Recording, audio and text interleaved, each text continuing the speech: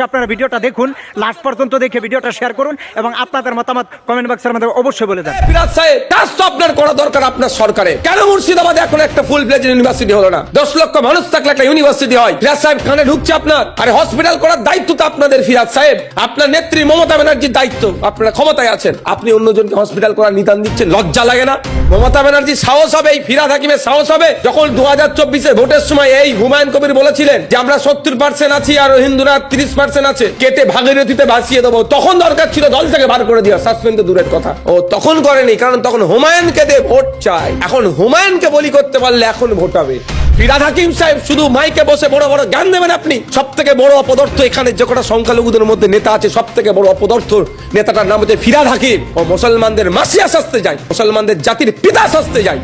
সংখ্যা গুরু হিন্দু ভাইদের মন পেতে চাইছে মমতা ব্যানার্জি। এই মন পেতে চাওয়ার জন্য ইতিপূর্বে এই হুমায়ুন কবির সাহেবকে দুবার সাসপেন্ড তৃণমূল করেছে, এবার হ্যাট্রিক হলো।